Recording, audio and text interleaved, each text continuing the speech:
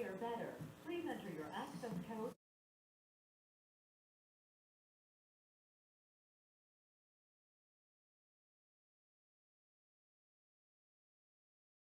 Join in shortly. Thank you.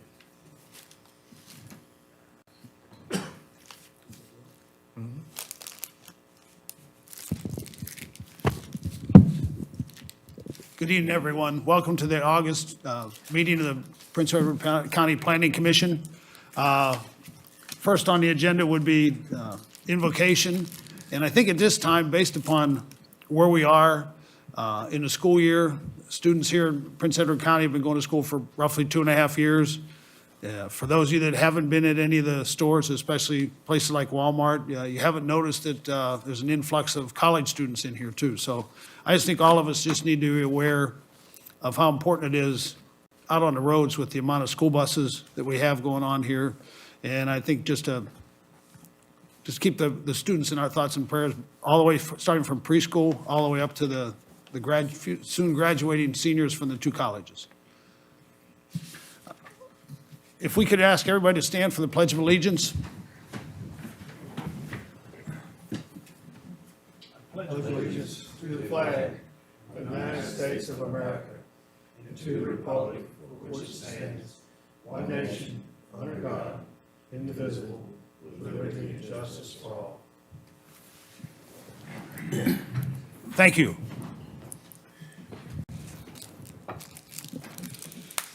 On this evening's agenda, we do have 2 public hearings, but first we want to go over the conflict of interest disclosures.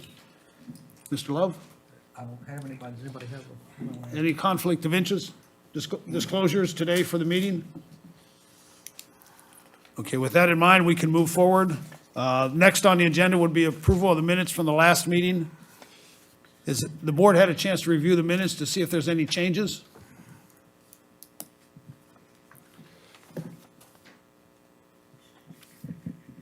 I saw none, but I don't profess to be the expert here.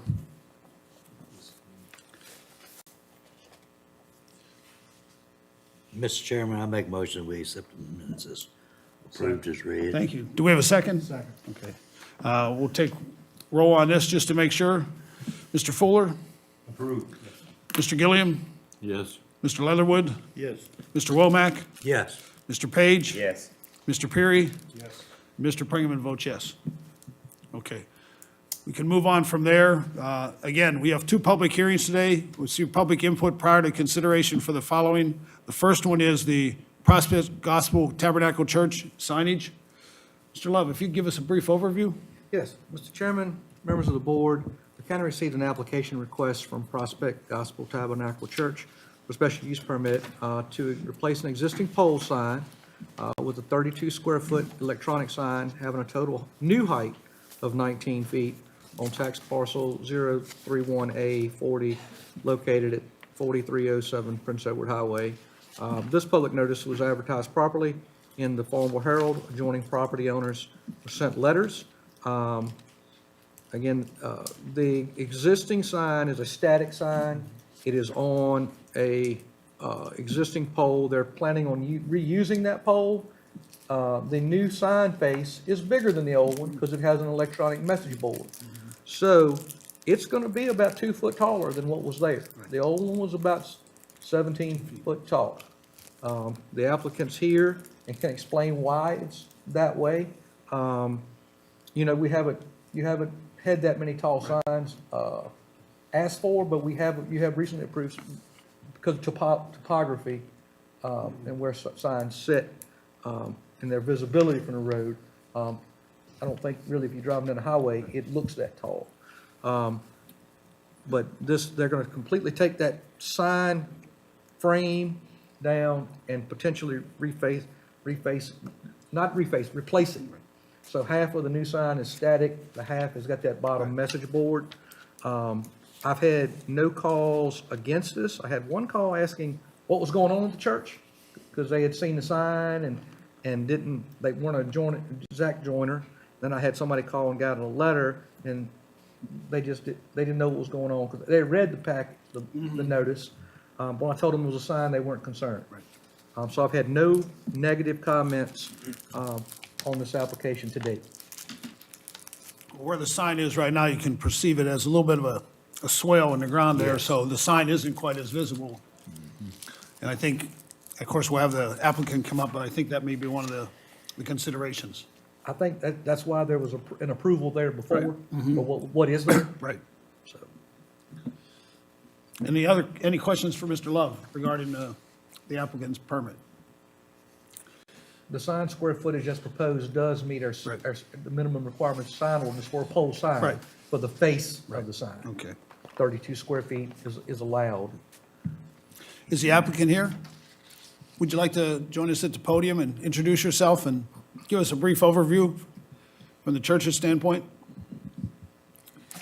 My name is Tammy Stalker, and I attend Prospect Gospel Tabernacle Church. And I've been put in charge of trying to get us a new, more modern sign. We have built a gym, and we need to be able to advertise on that gym, indoor archery, bowling, volleyball, movie night is what we need to do. And right now, we're doing the old pole and stick letter thing. And the reason we asked for it to be a little bit higher is if you're coming to the church from Appomattox towards Farmville, right now, the church, you can see in the pictures that I provided, you can just see the top of the sign going that way. And it is down in a ravine. Right. If I go down and stand in the ravine, it's probably hip tight to me.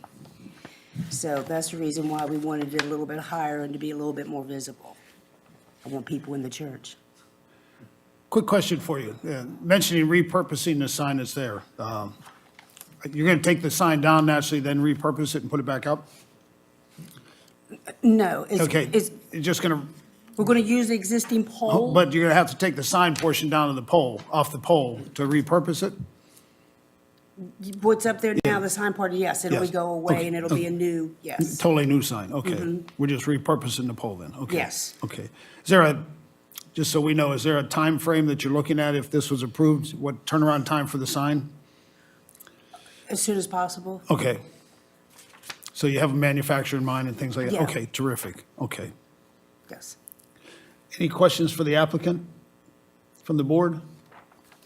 Is the only messaging that you have, that you're gonna have on the sign gonna be related to the church activities, the gym? Well, church, this is the day and I mean, time. not any other outside interest or any other, No other organization. no other organization? No, sir. Yeah, No, just strictly for our church. Any other questions for the applicant? Okay, thank you very much. Thank you for your Okay. time. With that, I'd like to open the public hearing. And do we have any people signed up? I think there was only one, and that was the applicant at the time. Does anybody in the audience wish to speak for or against basically the applicant's proposal to change the sign format and height? Is there anybody on the line? Okay, thank you. With that, I can close the public hearing and allow the board here to review. I hate to sound this way, but it almost seems like a no-brainer if we're fine with just changing the height, you know. And we do have, I did prepare conditions, she has seen those. Right. And from the applicant's standpoint, you don't have any problem with the conditions that we have in place now? Yes, sir. Okay.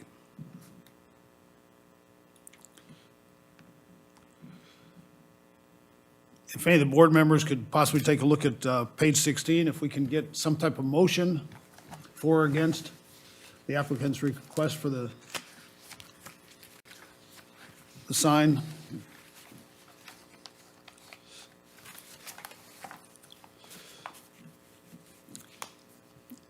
I can do this. I'd like to move that the planning commission recommend the approval for the special use permit by Prospect Gospel Tabernacle Church for the installation of an electronic pole sign with the conditions as stated. Just 9 of those. Yes. So moved. Okay. Do we have a second? Second. Okay. We'll just go around to vote. Mr. Womack, Yes. Mr. Peary, Yes. Mr. Page, Yes. Mr. Leatherwood, Yes. Mr. Gilliam, Yes. Mr. Fuller, Yes. Mr. Pringaman, yes. Okay. Has passed. We'll move it on to County Board of Supervisors for their next meeting, That will be September 10th. right? September 10th. Okay. Okay. Let's do this one more time. Thank you so much. The second public hearing is special use permit application filed by North Branch Solar for a solar farm. Mr. Love, if you could give us an overview, please? Yes, sir.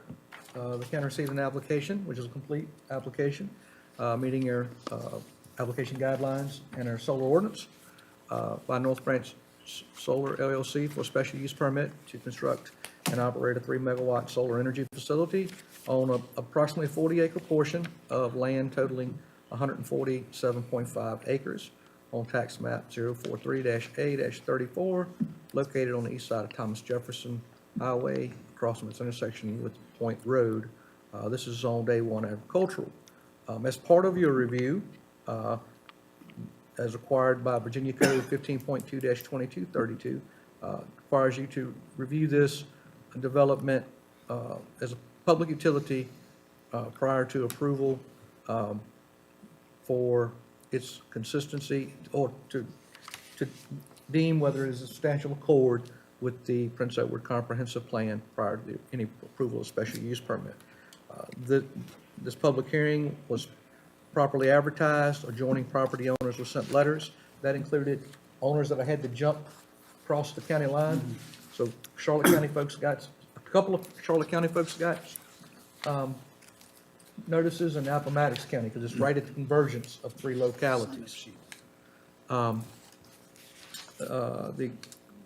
existing conditions is mostly timberland bordered by some agricultural. You do have a set of conditions which I previously provided to the applicant.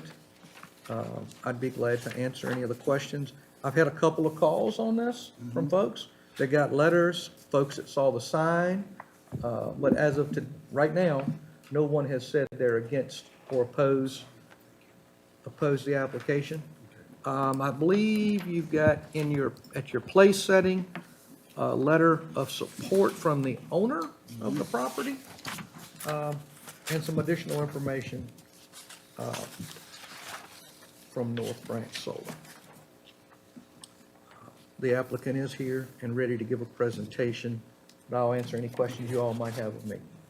Does the board have any questions for Mr. Love? I do want to state, I don't know how many of you here remember, but prior to my time in 2019, this was part with the Reeve site, which is an approved separate project by a separate developer, was all one big project. The Reeve parcel touches this one, Francis Reeve, and that one's moving towards construction. But yes, sir. But those 2 projects, once upon a time, was a utility scale, and they were one big project. But I think it was Turning Point Energy. But they didn't move forward, and that was nullified before the Reeve project went forward. So this parcel actually had a prior approval that went null and void. Just for full disclosure on the history of the parcel, it has been considered before.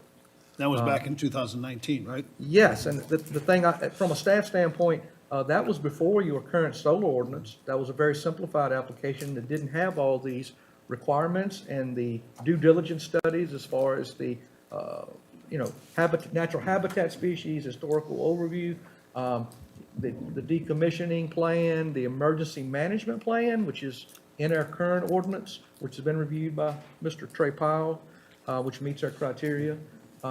And that would have been, if built, a machinery and tools tax project, where this one would be, if approved, would be a revenue share. So it's kind of good that it's come back now under the modern ordinances, our modern special use permit templates and conditions, and the revenue share. Just for full context on that. Thank you. Is someone here from North Branch? You'd like to have the podium, please? Thank you. Thank you.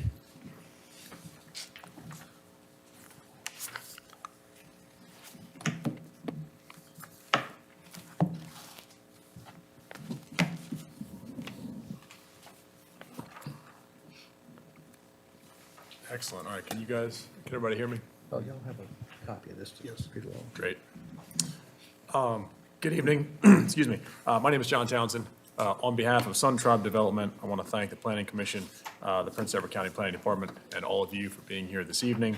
I was born and raised in the Commonwealth. Developing well-sited, community-conscious projects is very important to me, and this project is just that. This is actually Sun Tribe's second small project in Prince Edward County, the first being the small project in Elam that is currently under construction, and we're excited to be working with the county again. Let's see if I can do this correctly. Perfect.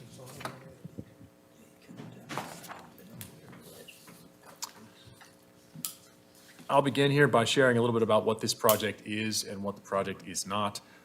What is North Branch Solar? This is a small solar facility occupying less than 35 acres of a 147-acre parcel.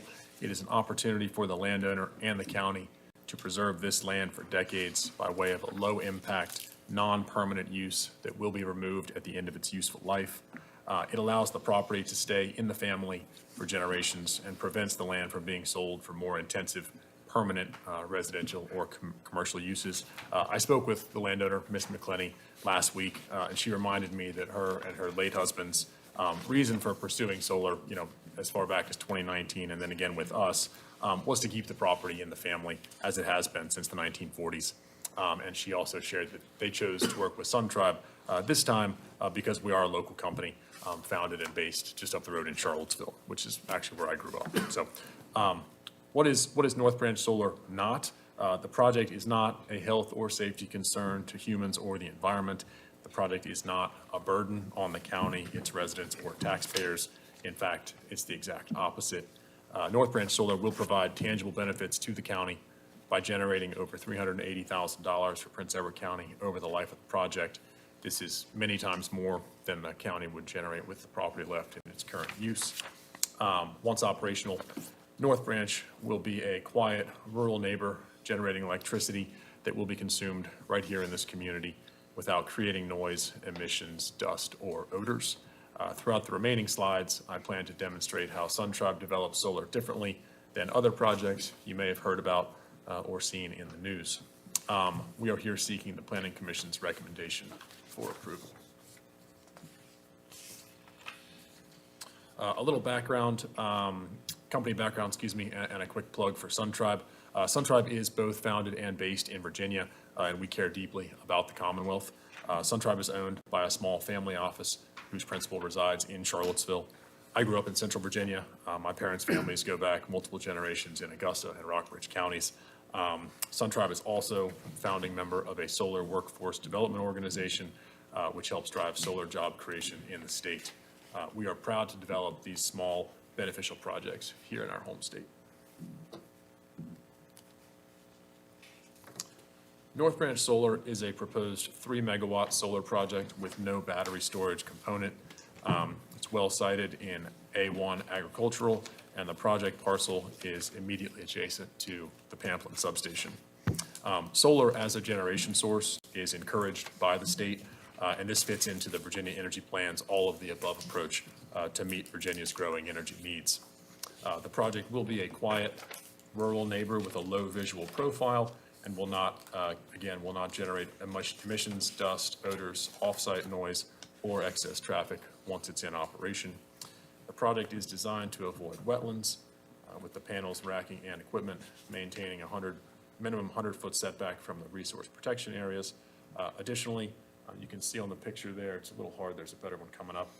The project has proposed more than 3,000 feet of new vegetative buffer along the western side to screen the facility from the train tracks, and on the south side to screen the project from the Elders and Jamerson's properties. The project will connect to an existing distribution power line, which means there's no need for an existing substation. As I mentioned, the substation itself is just adjacent to the north. I will mention real quick that the call out that you can see there on the slide, it points to the line just south of the site, but the actual interconnection will take place within the orange project boundary there.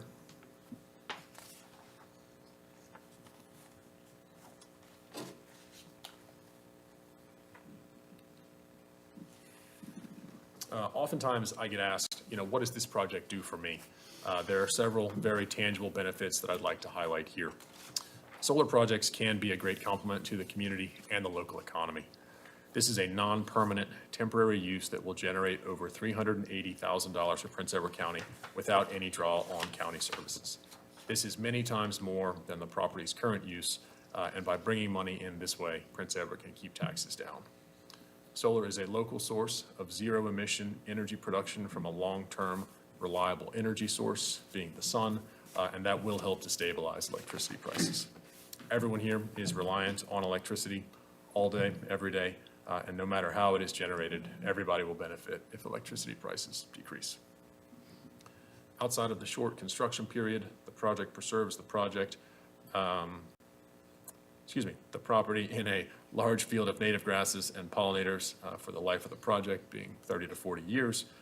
The facility will be quiet, passive neighbor with constant remote monitoring and very little on-site management. We often hear from neighbors that an interim land use such as solar is preferred to houses or something more intense, and houses are often called the last crop. A gentleman stood up at our last meeting and said panels may not be the first choice, but I far prefer them over a subdivision. We've heard this sentiment echoed countless times. This sentiment extends to other more intense uses such as commercial centers, business parks, all of which result in increased lighting, traffic, and noise.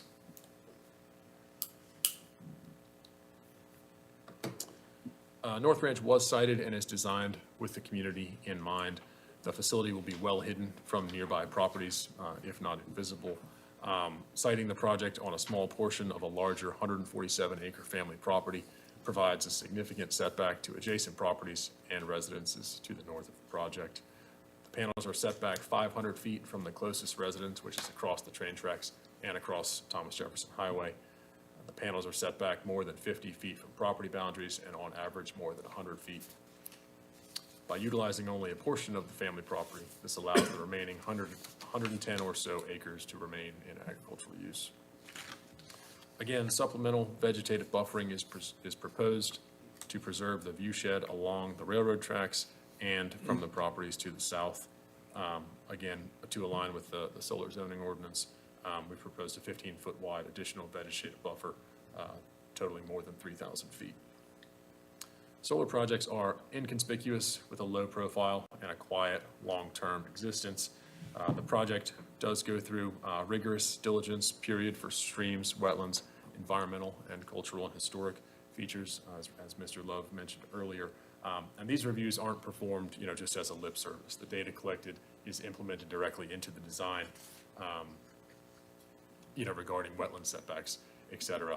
Safety of the public and environment is paramount, and the project will adhere to best management practices for design and construction. Additionally, solar facilities are subject to robust stormwater management requirements to protect the land and waterways. The project will work with the county and the state Department of Environmental Quality to meet those requirements. Solar facilities are held to an extremely high standard, and the stormwater is managed for quantity and quality.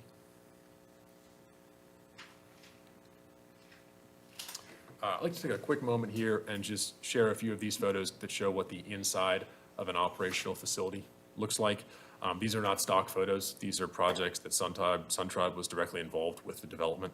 And it's just a great example of what established ground cover looks like.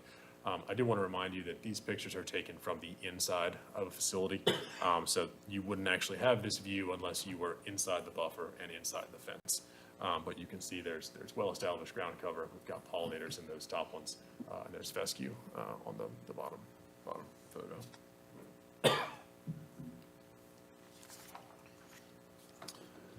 There's a lot on this slide, and I know some of it's in the staff packet, but I'm going to hit on a couple of things here. As noted in the staff packet, small responsibly sited solar meets the criteria and many portions of the Prince Edward County Comprehensive Plan. Chapter 6, Special Policy Areas, page 75. The economic and quality of life benefits of open space and agriculture and forest land should be considered, and the environmental impacts of development should also be considered. It is important to maintain a balance between development and preservation objectives throughout the county.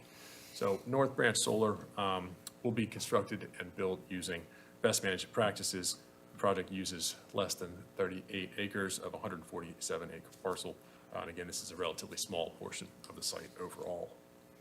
I'll jump to objective 1 on page 95. Utilize well-planned site designs and effective buffer areas to mitigate the impacts of adjacent land uses of different intensities. North Branch is designed and located specifically because it's well hidden. So we're going to take advantage of existing vegetation and topography to minimize or eliminate any conflict between land uses. Additionally, just want to highlight again that the closest substation is immediately adjacent to the parcel just to the north there. I'll touch on historic and cultural resources goal, page 106. Evaluate the impact of new development on local historic structures and areas. Support development proposals and site designs that respect and protect the character of adjacent and nearby historic properties. This project, again, has been cited specifically to avoid any sensitive historic or cultural features. Obviously, in this part of the state, there's a lot of rich history in Virginia, and so this project has taken that into consideration. The last thing that I'll touch on here is I know that the county is going through a comprehensive plan update that's probably not expected to pass or be approved, until sometime next year. But I did look at a couple of the drafts, and there's a couple comments that do encourage well-sited solar development in the county as a use, and that comes up in chapter 1 about the plan on page 20, incorporating solar energy opportunities without sacrificing pristine view sheds. Again, I think we've done a great job of protecting nearby view sheds. This project is extremely well hidden. And then on, in chapter 3, natural and historic resources, page 57, solar energy systems can have many positive benefits, including stabilizing the energy grid and promoting independence from fossil fuels. And then again, after that, it says utilizing vegetative buffers, anti-reflective coatings, and property setbacks to protect agricultural lands and rural character. And the reason I point those out, I know that's still just draft language, but that sort of, to me, shows that the project meets the current plan and is also well aligned with the way the draft might be headed in the county.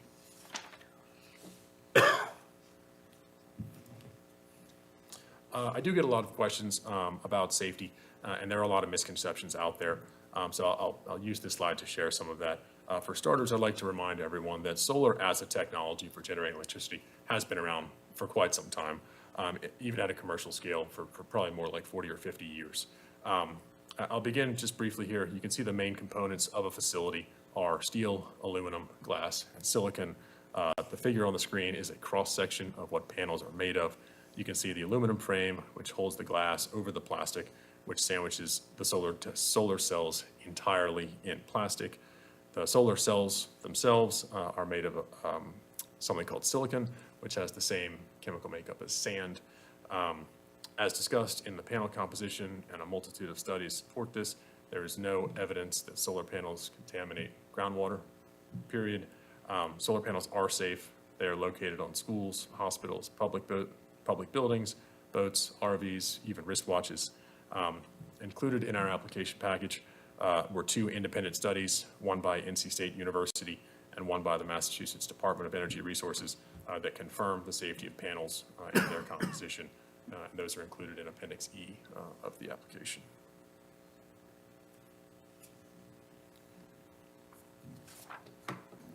I'll try and be brief here because the main thing I want to touch on is that third section about decommissioning.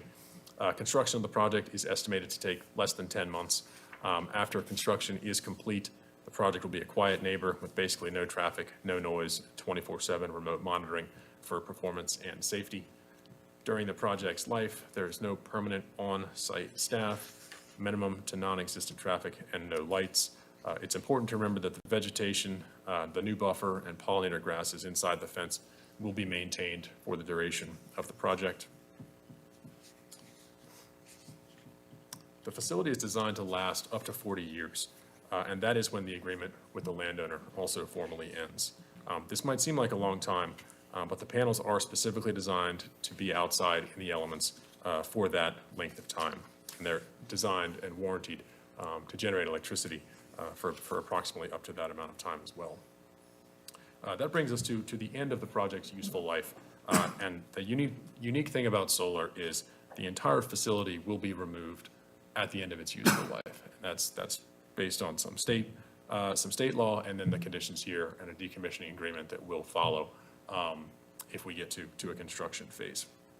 So when we talk about decommissioning, again, the entire facility gets removed. The materials get resold, repurposed, or recycled as practical. The decommissioning process will require oversight and approval by the county and will be entirely paid for by the project, not the landowner, not the neighbors, not the taxpayers.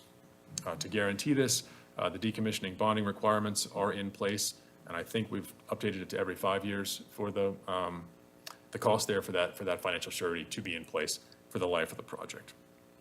After decommissioning, the land is returned back to the landowner, and they can use it for whatever use they like. And again, that just is a reminder that this project will only lease the land, so the landowner will maintain ownership for the entire time.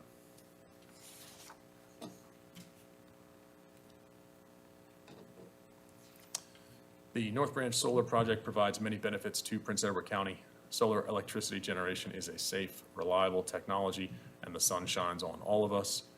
North Branch is well sited with setbacks and buffering, mitigating viewshed impacts to nearby properties, the train tracks, or even the road. In recent years, solar development has been under intense scrutiny, much more so than other similar development types.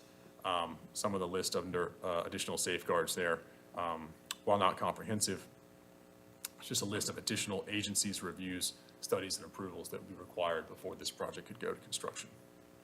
The project will generate over $380,000 for Prince Edward County without accompanying draw on services, and the project will be a quiet rural neighbor for the life of the project and will have a low impact compared with other uses. And that concludes my formal presentation. Appreciate the time, and I'm happy to take any questions that you might have. One quick question, just to verify. The conditions, you have seen the conditions that, okay, and Yes, sir. there's no issues with the conditions? That's correct. Okay. We're familiar with the conditions list. Happy with that. Yep. Mr. Chairman, for the benefit of the public and also you all, when the previous approval for different projects for CEP, do want to point out the template that we use for those conditions. The board decided at that time and directed staff to update the template. So two things changed. One is the decommissioning bond is reviewed every 5 years, not every 7 years. And soil testing formally was every 3 years. The board decided to have that done annually, and that's what was sent to North Branch Solar. So again, that they had put that in place for the 2 CEP sites that were recently approved by the board. But I just wanted to let you make sure that was a major material change to the conditions. They're pretty much the same as what you had seen in prior applications. Okay, thank you. Real quick, I know the entrance road you're going to use for construction is the gravel road, the existing gravel road, right?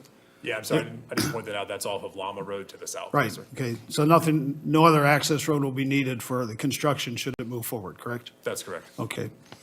And I guess the comment about employees and utilizing state employees, is that consistent with other projects that your firm has had? Is that we're seeing Virginia employees working on the construction? So I can't guarantee that they're all going to be from Virginia, but it makes the most sense to Yeah. Okay. hire local contractors, Okay. 100%. Okay, terrific. Mr. Chairman? Yes, sir. Regarding the outcome, I would like to thank you. Very Yeah. thorough presentation, one of the better presentations we've had, so Yes. I commend you on that. I would like to get one confirmation, though, that this project is located on the east side of what I call Route 47, which would be on the east side of the railroad tracks. Is that correct? Yes, sir. So the railroad track borders one side. And the closest resident is 500 feet on the west side of Route 47? Correct. Okay. Any other questions from the applicant? Very good question, Matt. Yes, sir. One, just Just for curiosity, a friend of mine asked me a few weeks ago when they were gonna see benefit to their electric bill from these solar farms. It looks like every month, everybody's electric bill keeps going up a little bit more, a little bit more. Is there gonna be a day when we can see it starting to come down, in your opinion? I'm glad you put that at the end. So I will say, in my opinion, it will happen. I can't guarantee that because the rates are set by the SEC if Dominion is the one who gets your electricity from. But one of the points that I tried to make, and I think genuinely and believe is true, is that when these facilities do come online, they are able to provide electricity using a fuel source that is free and has no price volatility. So if you were to look ahead 10 years and you know that you've got certain number of projects providing electricity for free, you should be able to really stabilize and wouldn't have to worry about geopolitical things, anything in American politics that might be affecting the cost of other types of fuel that are used to generate electricity. This person's on a fixed income and, So they're trying to save a little money. I will add, and our other project, Elam Road, falls into this category, that there is a program in Virginia called the Shared Solar Program. And this program does allow qualified residents who are low income to enter into the program, and they actually can see a direct reduction in their bill. They have to go through a subscriber organization, but that is a very tangible and real outcome for the project, for the ratepayer, excuse me.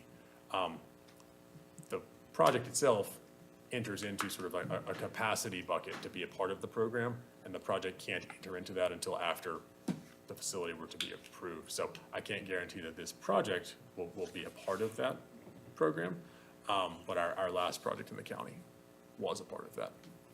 I hope that was somewhat clear. That's the Elam? That's Elam, yes. But you're dealing with Dominion, correct? Both of those programs are through Dominion, yes, sir. Do you deal with Southside Electric at all? Not for this project, no. Are you dealing with Southside Electric? I personally don't have any. I don't know, it's your company. Do we have one?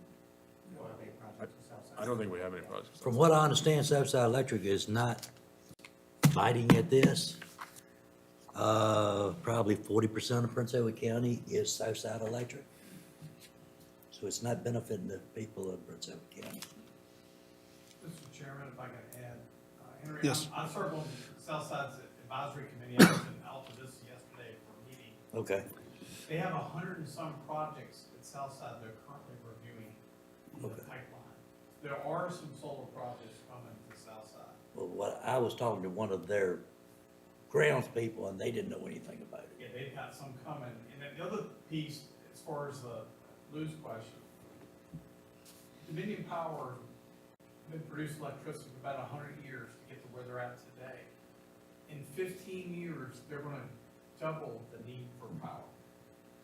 So 100 years to get to here, a lot of that's being driven by data centers and large electric users. So the whole electric grid is going to get turned upside down here in the next decade or so.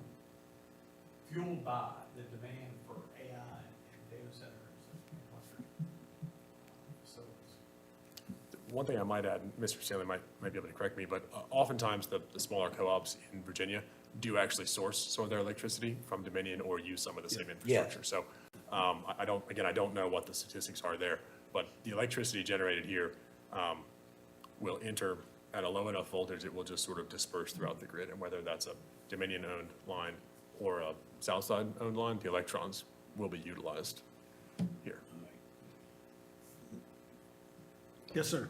I talked to you on the phone Yes, sir. yesterday. Did you check into it and see if there's when they were gonna be doing training for the fire departments or anything? So I actually did. I spoke to, we've got Jason Keltz in our office, and his colleague Joey, who've been working with Rob and Trey Pyle on that. For the Elam site in particular, I know that the emergency response plan was approved recently. I know that I think Joey and Trey did a site walk very recently. That's more gonna cover the construction period. When the project goes to operation, my understanding is that the training is really about introducing and familiarizing the fire department with the facility itself. Where are the access points, where's the Knox box, where are the shutoffs, those sorts of things. As far as firefighting techniques, that's probably not something that's covered. We would lean on you all as the experts. Nobody will tell us anything though. Well, Mr. Womack, for full transparency, Trey Powell is going to coordinate that for the county. I know that, but So- what I'm saying is, nobody has come to Trey And we have not had any answers on anything electrical, On how to do it, right? on how to do it. That's not entirely true. Sun Tribe Solar has been talking to Trey, and I was on the ground last, Wednesday.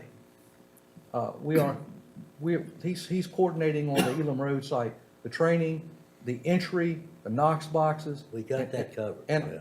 and all of the training, they're gonna have to set that up through Trey. It happens during construction. We just haven't got there yet. Okay. My other thing, what I asked you about, if we know what the materials are in the solar panels. And like I talked to you about the hail damage, did you find out if,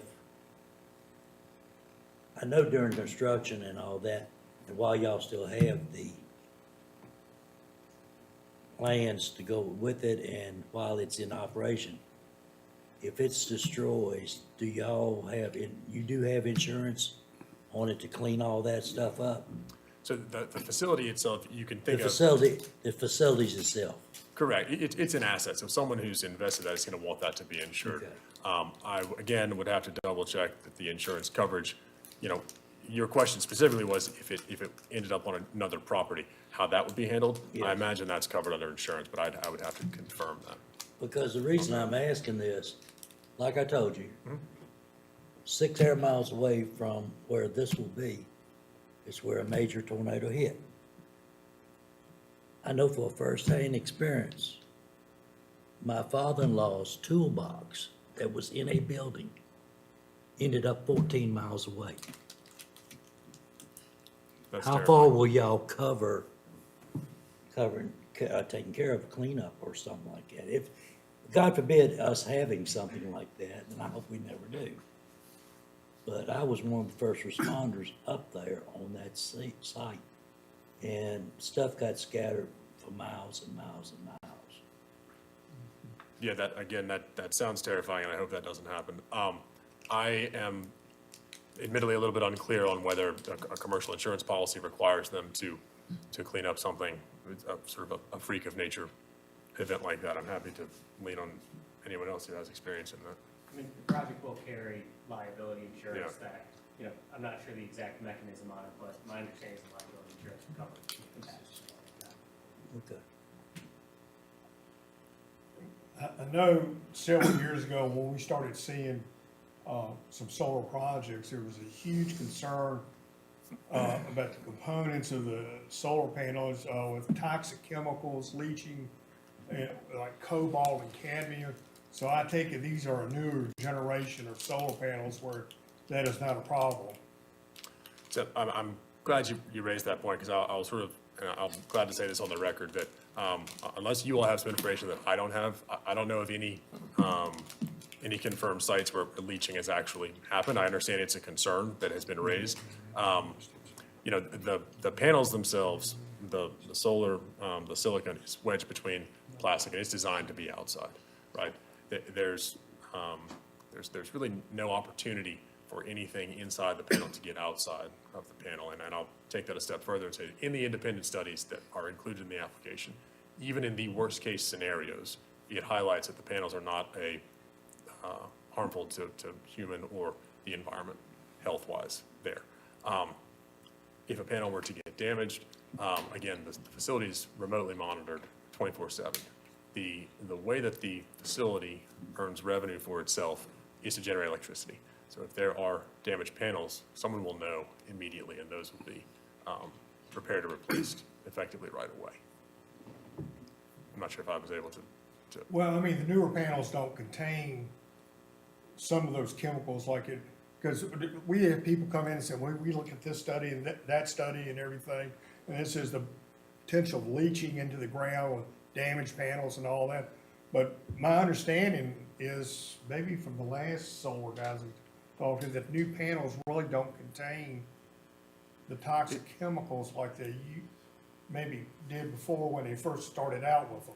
Yeah, I can say that, nowadays panels are, assembly, it's using much less lead. There's lead-free solders, there's Right. stuff like that. The PFAS that used to be in some of the panel coatings, they've moved past that.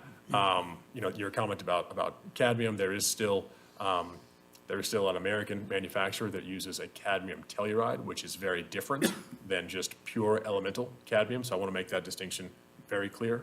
Elemental cadmium, bad, no one wants that. What they're making solar panels with is worlds away different. I think about, the element sodium. No one would eat that. Mix it with chloride, sodium chloride, you get salt, table salt. So it's a different compound. So I just want to make that sort of clear as well. But to your point, yes, I would agree that the panels they're safe for the environment, yeah. Have you had any problems at any of your sites with soil erosion and sediment control? Because I read an article the other day that apparently a lot of the solar sites, and it didn't name your company, anybody's Sure. company, just said a lot of companies are getting cited for bad erosion and soil control and all, and I just wondered if y'all had any problems with that. So that has come up in previous projects, and I think what's important to remember here is that the state is actually a little bit ahead of this. They, in 2022, updated some of their guidelines. Rob's group is aware of that.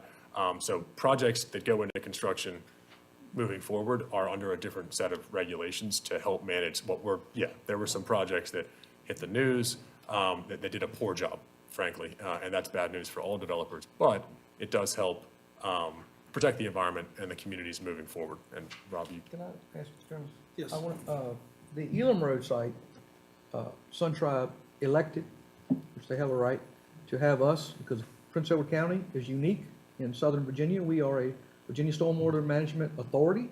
So we, myself, Trey Powell, are inspecting Elam Road. DEQ can still come in, they do come in. But the Prince Edward CSG that was on the alt property, we had boots on the ground from the time they turned dirt to the time that the panels were on racks. Do you have you may not want to say now, but do you have an intent to file locally for VSMP on this project if you're approved?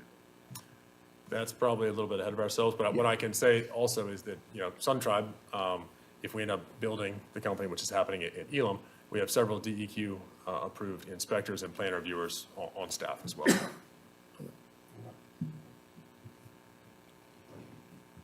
Any other questions for the applicant from the board?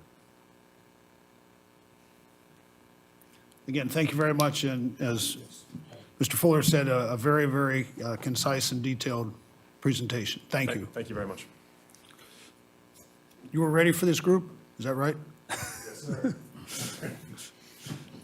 With that, I'd like to open the public hearing, and there are two individuals that signed up, and I'd ask you, I'll read your name, and I ask you just to come up to the podium, introduce yourself, and the floor is yours. We just ask you to try to keep your comments to 3 minutes if we can. I have Mr. Andrew Elder.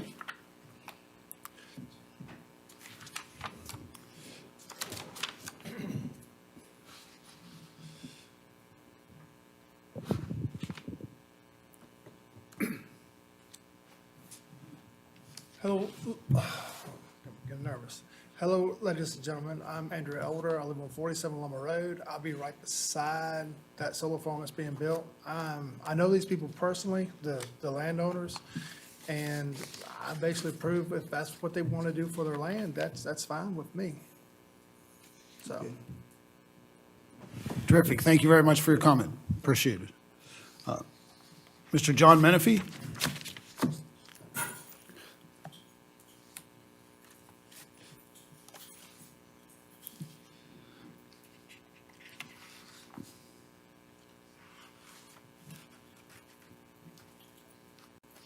My name's John Menifee. I'm probably neighbors with him. I've never met him before, but we just moved to Pamplin a couple of years ago to get away from civilization. Pamplin, we thought, was the place to go. My house was pictured right there in some of the pictures that you put, and, I have concern, the more that I look at it and research, people that live close, their property values have been going down, not significantly, but, You know, they say within a quarter mile, it's about 2.3%. Within a half mile, it's about 1.5%. Doesn't seem like a lot, but, you know, I guess, are you stopping at 38 acres? Is there potential that we're trying to go more? Does this have the potential to draw more into the area? I understand that they're using the trees and the train tracks and the foliage that's there to cover it so that we don't see it. You know, one of the great things about Pamplin is there's nothing. There's nothing there, and that's great. So I moved there, I have 14 kids. We're trying to grow our own food and do everything that we can to be self-sustaining, and I'm concerned what this could do to the area. Does this tend to draw other things in? You know, over the last 5 to 10 years, we've lost 7% of our farmlands in the U.S. You know, that's a growing concern. It's a big concern. Not a lot of people are looking at it. I just feel like this is, you know, playing into that as well. So I'm only one voice, but I would just like to publicly say I would be against the project of this coming there. Sure, appreciate your comments. Thank you very much. I do have a question for the applicant. Can you just maybe answer the question about the size of this project, and is this project the total project, or is there a consideration within the way you have the lease set up with the landowner that it could increase in size? Yeah, I appreciate your comments, sir, as well. So I'll start with the question right there. So this project is capped at 3 megawatts, and there's a couple of reasons for that. One is the interconnection agreement with the utility is maxed out there, and the programs that we're targeting for the power itself, 3 megawatts is where we want to be there. So there's no expansion or additional phase to this facility. Speaking to the real estate value concern, I think I included a real estate impact analysis that obviously was done across Virginia by an assessor. I certainly can't speak to this gentleman's perspective, but we think that the data shows that well-sited and well-screened and buffered solar should not have negative or positive impacts on adjacent properties. The last one or two things that I'll just sort of highlight again is solar is a sort of an innocuous use. It's quiet, you know, there's no lights, there's no traffic. So while it might seem like, you know, behind the trees where we can't see, there might be something there, you know, I really don't believe that it's going to be it is a quiet, sort of passive neighbor, you know, so I hope that message gets across. Okay, thank you. Thanks. Sure, sure. To address your question, sir, the way these hearings are run, we've advertised, and that was based on some of the original language, we've advertised a 40-acre portion of this 147.5 acre site. There is no way they can get any bigger than that, not even a half acre bigger than that, without going through this process again, giving you another opportunity to come speak. Regardless of a lease, I just wanted that clarity for you, so you understood that when we do a special use permit, it's for a specific thing, and it would have to go through an amendment process, even if they desire to grow, which says he says he's not. But I did just legislative-wise, if this is approved by the board, it's capped. We've been advertising a 40-acre portion, and that includes the buffer, the tree buffer.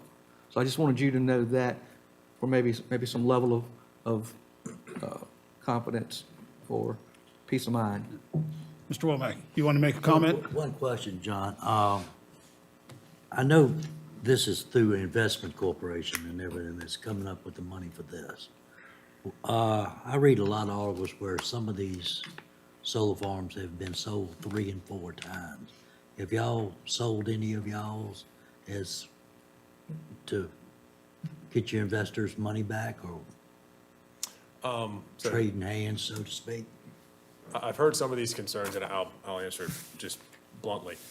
We have sold projects before. The Elam site is owned by someone else now and is being built by our sister company, but we're not the owners.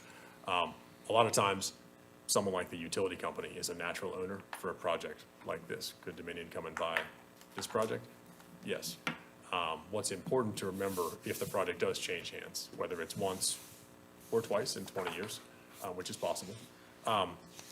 The project itself is a collection of legally binding and enforceable agreements, right? So that's the lease agreement with the landowner, legally binding, recorded at the county courthouse.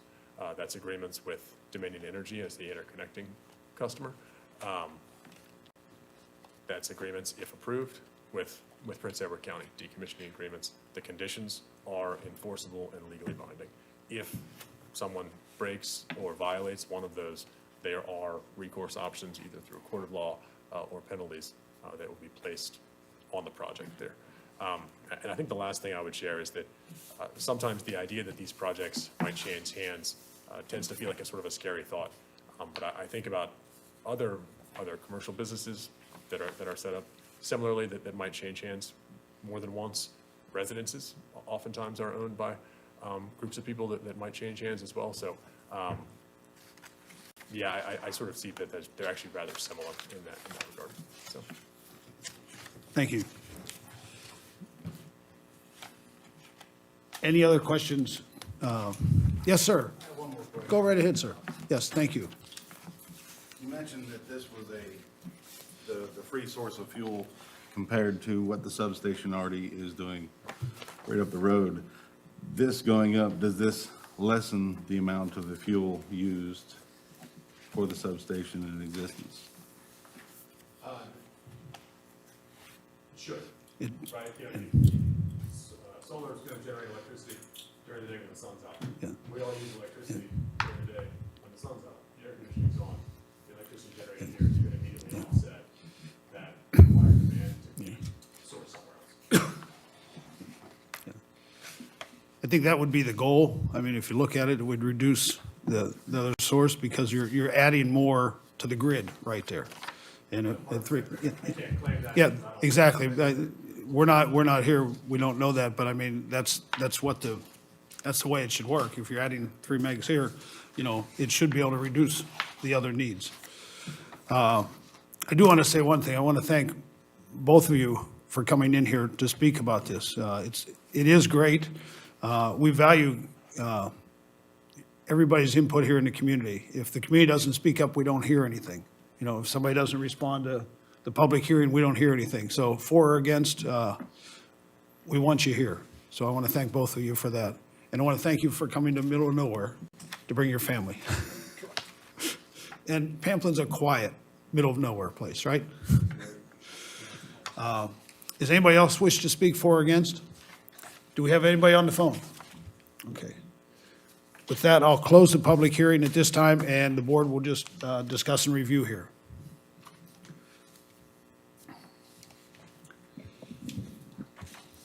I guess from a positive standpoint, the buffering that's been proposed, the 40-acre max has been proposed. And what I like is the fact that from a construction standpoint, and for the neighborhood, we're not changing anything to put this project together. We're not putting any additional roadways in or anything like that to build this project. And that's the positive side. From the negative side, looking at it from one of the neighborhoods, what impact will it have there? I guess some of that we don't know. I mean, all the studies say that it's not going to have major impact. The loss in the value and the studies you've done, I appreciate that. It's something I wish we could measure for this project because it's different everywhere. I don't know, when I look at the project, one positive thing is the guidelines we have in place now, as far as the county, and the stipulations have improved dramatically from where we were 4 or 5 years ago. But I open up to the board here to just get some thoughts and ideas regarding this project. Well, they're a Virginia-based company, Charlottesville, so I think that's a good thing. And that's what the homeowner noted in their letter to us about that, so I think that's a positive. The goal to use Virginia employees too, if possible, yeah. Okay. Other comments? Actually having a 40-acre cap, the first project. and a chance to actually for it to come back in front of the commission if they want to go larger. I think it's a plus as well, because if they don't perform well over a time frame with the 40 acres thing, we will have something to go by, a yardstick to measure performance. I guess I have a question, and I apologize, maybe a stupid question. The 3 megawatt, is that somewhat largely determined by what Dominion would accept also? That's what I thought, yeah. Yeah, that's what I mean. So there couldn't really be any more brought in, at least from this site. And so far, all of our interconnection studies are based on that, so we have to put sort of. Okay, okay. It's not locked in with the agreement. It would be Basically going back to ground zero and start again, okay. Any other comments from the board? I guess at this time, what we'd be looking for is a recommended motion for this project.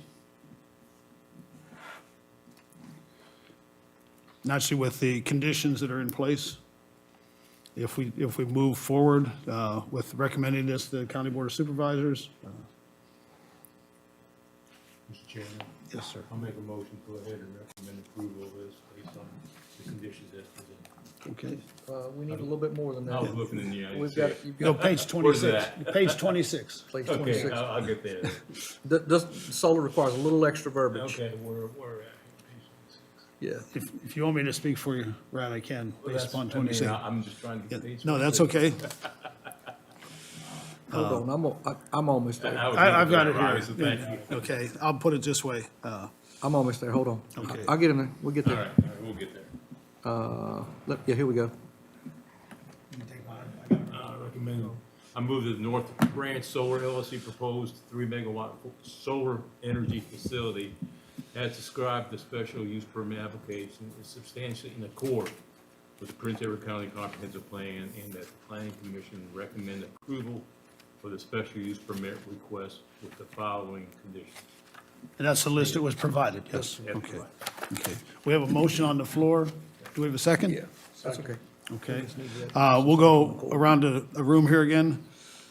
Mr. Page, Yes. Mr. Peary, Yes. Mr. Leatherwood, Yes. Mr. Gilliam. Mr. Chairman, I'm gonna have to abstain from a vote. I have family members that have adjoining property. Okay, thank you. Mr. Fuller. Yes. Okay. Mr. Pringerman votes yes. Okay. So we do have one abstention, and otherwise, we have unanimous recommendation that we would move this forward to the County Board of Supervisors at the September. September 10th.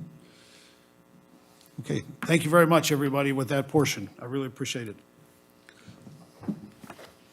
With that, both public hearings are over, and we'll move to Mr. Love again to review supervisor actions. Well, it's been a while. CEP sites have been approved, signing agreements have been approved. It'll be a while before we see those projects. Yes. Coming probably be 26 or 27 before we see them.